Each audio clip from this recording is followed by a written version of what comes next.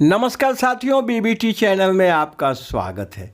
साथियों, इस एपिसोड में भारतीय जनता पार्टी के साम दाम दंड भेद वाली जो पॉलिटिक्स है उसको मैं एग्जाम्पल आपको बताने जा रहा हूं, किस तरह से भारतीय जनता पार्टी पूरे प्रदेश में अफवाहों का बाजार गर्म कर रही है और विपक्षी जो हमलावर हैं भारतीय जनता पार्टी की नीतियों रीतियों और कार्यों के प्रति, तो उनका मनोबल तोड़ने के लिए वो क्या कर रही है।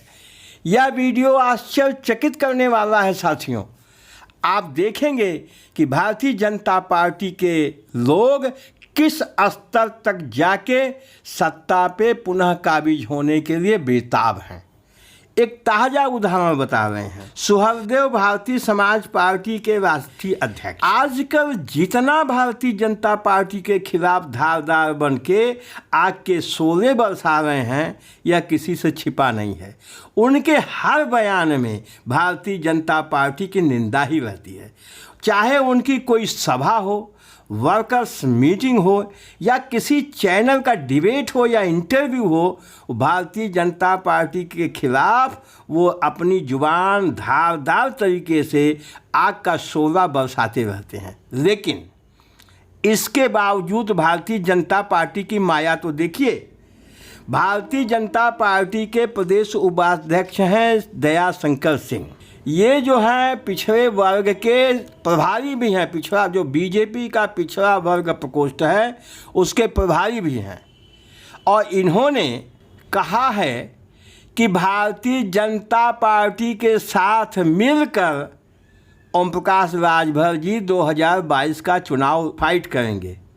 अब आप सोचें कि एक तरफ भारतीय जनता पार्टी को पानी पी पी के ओम प्रकाश राजभर कोस रहे हैं और दूसरी तरफ दयाशंकर सिंह जी यह अफवाह फैला रहे हैं कि जो भी हो माननीय ओपी राजभर जी भारतीय जनता पार्टी के साथ ही मिल के 2022 का चुनाव लड़ेंगे। ये कब कहा उन्होंने? अभी 2 दिन पहले अयोध्या में पिछड़ा वर्ग प्रकोष्ठ का 2 दिनी सम्मेलन किया गया और सम्मेलन के बाद पत्रकारों से बातचीत करते हुए दयाशंकर सिंह ने यह दावा किया और दावे में एकदम ठाठ से बोल रहे हैं कि माननीय ओम प्रकाश राजभर जी भारतीय जनता पार्टी के नीतियों को मानते हैं और माननीय नरेंद्र मोदी जी को अच्छा कह रहे हैं, मुख्यमंत्री जी को अच्छा कह रहे हैं। तो सब मिल के अगर हम लोग ज़्यादा संभावना है कि हम लोग मिल के लड़ेंगे और 2017 की तरह जैसे वो 2017 में भारतीय जनता पार्टी के साथ आए तो भारतीय जनता पार्टी को भी फ़ायदा मिला और सुहलदेव भारतीय समाज पार्टी को भी 4 विधायक मिल गए। इसी तरह से 2022 में भी हम लोग भारतीय जनता पार्टी और माननीय ओम प्रकाश राजभर जी की पार्टी मिलकर चुनाव लड़ेगी।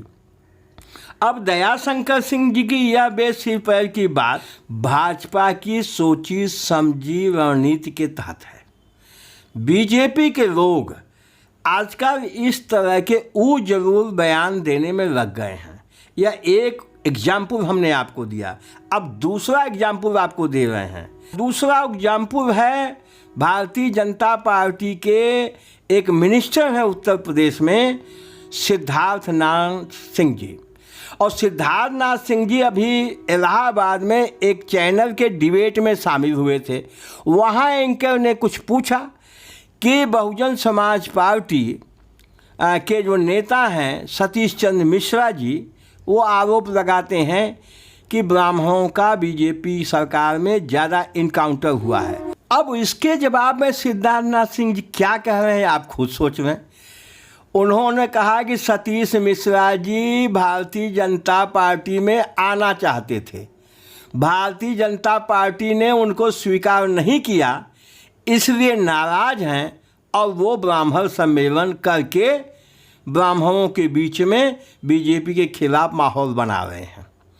अब सब वहाँ जो बैठे थे एंकर समेत जो दर्शक दीर्घा में लोग थे वो सब चकित हो गए कि ये क्या कह रहे हैं। तब उनसे जब एंकर ने पूछा कि ये कब की बात है, ये आप बतावें, तो बहुत सोच समझ के कहा उन्होंने कि 2014 की, और 2014 में खुद भारतीय जनता पार्टी उत्तर प्रदेश में विपक्ष में थी। उस समय सत्ता में माननीय अखिलेश यादव जी थे।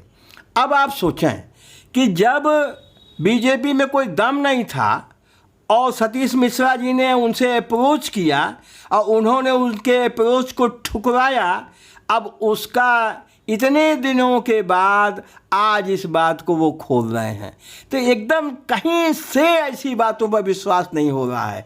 और सीधा सीधा यही है, ये तो दो बयान जो नज़र के सामने पड़े हैं, ये हमने बताया। इस तरह से जगह जगह इनके नेता इस तरह की उजुल बातों को करने में और समाज में और अन्य पार्टियों का, विपक्षियों का मनोबल तोड़ने में लग गए हैं। लेकिन अगर ऐसी परिस्थिति रही तो इन सब परिस्थितियों से भारतीय जनता पार्टी का ही भयंकर नुकसान होने वाला है।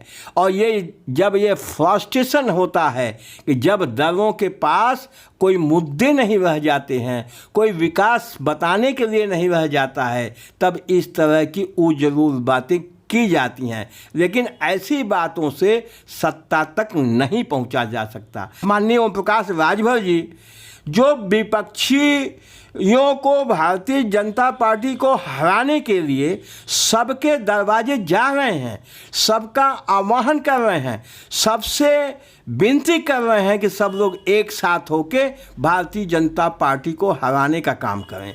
और इतना ही नहीं, इतने कड़े कड़े शब्द बोल रहे हैं उस व्यक्ति को जो भारतीय जनता पार्टी को हराने के लिए नेतृत्व कर रहा है, सबका आह्वान कर रहा है, दिन रात 24 घंटे इस मुहिम में लगा हुआ है, मेहनत कर रहा है। उसके प्रति ये दयाशंकर सिंह इस तरह की बात करके अफवाह फैलाने या इस मनोबल तोड़ना, इसको नहीं कहेंगे तो क्या कहेंगे। तो सतीश मिश्रा जी के भी साथ यही है। तो इस तरह से दिखाई दे रहा है कि भारतीय जनता पार्टी अब इस तरह का साम दाम दंड भेद सब अपनाने की कोशिश कर रही है। लेकिन जब जनता निगाह से उतार देती है, न तो साम काम आता है, न तो दाम काम आता है, और दंड तो सत्ता से जा ही रहे हैं। और भेद तो समाज में पहले से है, कुछ विचारधारा के लोगों ने भेद करवाया था, लेकिन आज शोषित, दलित,